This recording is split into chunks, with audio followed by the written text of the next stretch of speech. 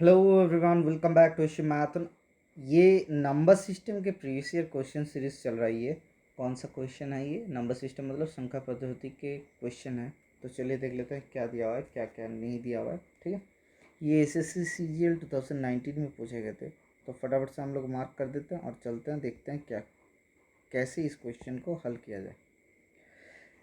इन्हें 9 digit number 9 अंकों की एक संख्या है जो कि 985x3678y इज एक नंबर दिया हुआ है। कौन सा? 985x3678y। ठीक है, जो कि डिविजिबल है किस किस हिसाब से? 72 से डिविजिबल है।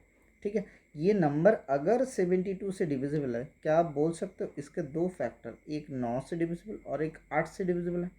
ये दोनों प्राइम के हिसाब से, मतलब 3 3 9, 2 का क्यूब 8 होता है, इस हिसाब से हमने बांटा। Then the value of 4x-3y, माने हमें क्या याद करना पड़ेगा? हमें 4x-3y याद करना पड़ेगा। किस तरीके से? x और y को अगर ढूंढ ले तो ये निकल जाएगा, बहुत आसान है। हाँ सर, आसान है। किसी संख्या को अगर 9 से डिवाइड करते हो तो क्या होता है? Sum of the digits should be divisible by 9। मतलब ये जो अल्फ़ाबेट है या फिर डिजिट्स बोल सकते हैं, अल्फ़ाबेट नहीं डिजिट्स होते हैं ये डिजिट्स का सम करोगे तो आपको ये 9 से डिविजिबल होना चाहिए। तो एक काम करो, 9 जितना जितना है उसको काट दो। तो 9 आ रहा है, 6 और 3 9 आ रहा है। अब देखो सर, 8 और 5 कितना होता है? 8 5 13, और इधर 7 20 और 8 28। इसमें अगर हम लोग 9 से डिवाइड करते हैं तो 9 या 27। ठीक है, तो और एक रिमाइंडर रहता है, ध्यानपूर्वक सुनिएगा। 9 या 27, एक बचा हुआ रहता है। तो हमें x+y प्लस ये जो बचा हुआ एक है, इसका वैल्यू क्या है? इसका वैल्यू 9 से डिविजिबल होना चाहिए। या तो 9 होगा या फिर 18 होगा। 18 क्यों नहीं होगा? देखो 18 क्यों नहीं होगा, ये बहुत महत्वपूर्ण है। 9 के अगर यहाँ पे x+y के वैल्यू अगर +1, ये 18 ले लेते हो तो पहले ही कहीं ना कहीं पे ये कट जाता, 17 होता। ठीक है, तो इसी कारण से हम लोग 9 लेके चलेंगे। तो यहाँ पे x+y के वैल्यू क्या होना चाहिए? 8 होना चाहिए।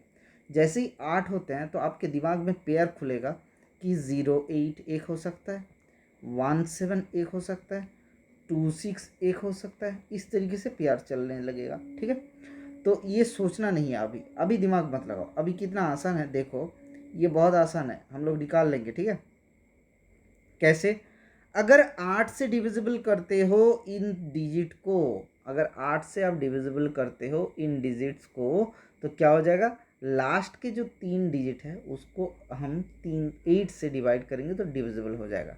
तो 7 8 वाई दिया हुआ, इसको 8 से डिवाइड करो तो 8 9 72 होते हैं। बचा कितना है सर? 6y है। तो 8 8 से कितना होता है सर? 8 9 72 और 8 8 64 होता है। तो 8 8 64 ले लो। तो यहाँ पे y का वैल्यू 4 आ रहा है, हमने 18 क्यों नहीं लिया? सर 18 लेते तो यहाँ पे x+y के वैल्यू 17 आ जाता। 9 की जगह पे 18 रखो, -1।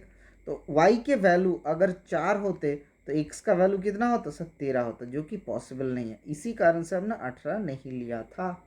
अदरवाइज हमें 18 का भी पेयर चेक करना पड़ेगा। ठीक है, आप स्लो चाह रहे थे, इसी कारण से मैं धीमे धीमे करवा रहा हूँ। आगे जाते जाते क्वेश्चन हम लोग थोड़ा सा फास्ट करने लगेंगे। ठीक है, तो y के वैल्यू जैसे ही 4 आया तो हमें x का वैल्यू भी 4 आना अनिवार्य हो चुका है, क्योंकि यहाँ पे x+y के वैल्यू 8 है। तो बताओ एक चीज़, 4x-3y के वैल्यू क्या हो जाएंगे सर? 4x-3y दोनों का वैल्यू ही 4 है। तो यहाँ पे कर लो 4 - 3 गुना 4, दोनों का वैल्यू 4 है, x का वैल्यू भी 4 है, y का वैल्यू भी 4 है। हमने 4 कॉमन ले लिए तो 4 - 3 गुना 4 दैट इज इक्वल टू 4 आएगा। आपका सही उत्तर option number B is the correct answer. Clear हुई बात? ये बहुत ही आसान सा सवाल था, लेकिन थोड़ा थोड़ा करके आप लोग सीखेंगे तो ये बहुत महत्वपूर्ण है। ये 2019 में आया था। अगर आप 2020 का क्वेश्चन भी खोल के देखोगे तो आपको मिल जाएगा सेम क्वेश्चन। ठीक है, ये मेंस का लेवल का क्वेश्चन है। अगर आप प्रिपेयर कर रहे हो अच्छे तरीके से एसएससी का या फिर आरआरसी ग्रुप डी का, किसी भी एग्जाम का, तो ये आपके लिए बहुत ही महत्वपूर्ण हो जाता है। ठीक है सर, मिलता है नेक्स्ट क्लास में। Thank you, bye bye, stay tuned for the next class.